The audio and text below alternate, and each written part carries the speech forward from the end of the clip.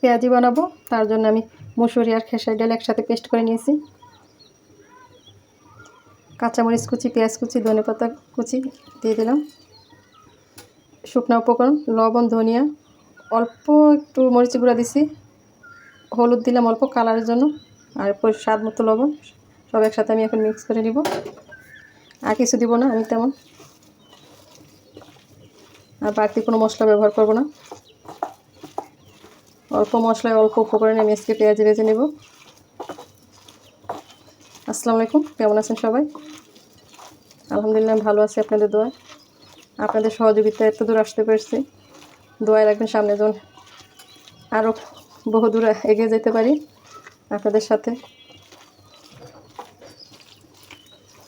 আমার যে সব উপকরণ একসাথে মিশানো হয়ে গেছে, দেখেন সুন্দর। অল্প হলুদ দিছে কালারটার জন্য, অনেক সুন্দর কালার আসছে মাশাআল্লাহ।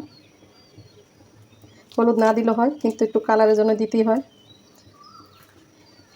ভিডিওতে একটু সুন্দর আসে কালার দিলে। এটা আমি এখন ভেজে নেব। তেল গরম হয়ে গেছে, এখন আমি দিয়ে দিব পেঁয়াজিগুলো। আমি পেঁয়াজিগুলো আজকে একটু বড় করে ভাজবো, বেশি ছোট করব না, মিডিয়াম সাইজের।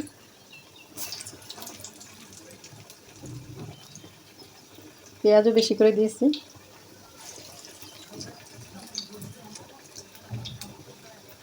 মিডিয়াম আছে ভেজে নেব, বেশি আঁচ রাখবো না। বেশি আঁচে ভাজলে পেঁয়াজিটা নরম থাকবে, ভিতরে সুন্দর হবে না। মিডিয়াম আছে ভাজলে সুন্দর একটু মুচমুচে হবে।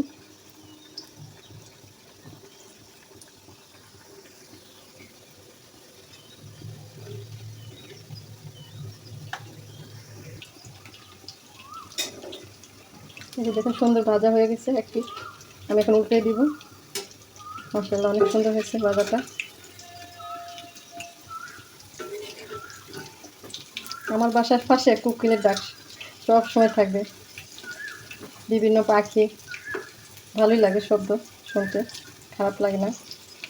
আর এমনিতে আমার পাখির কলকাকলি কিচিরমিচির শব্দ খুব ভালো লাগে। আল্লাহর সৃষ্টি কত সুন্দর, দেখেন কত সুন্দর হয়েছে। দেখেন, এই যে দেখেন মুচমুচে শব্দ হয়েছে, অনেক মুচমুচে হয়ে আসছে।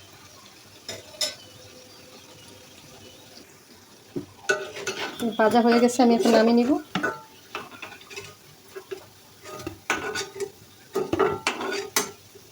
আসলে এত সুন্দর হয়েছে, কালারটা মুচমুচে হয়েছে।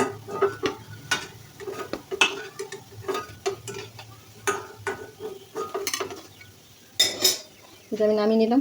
এভাবে আমি বাকিগুলো ভেজে নিব।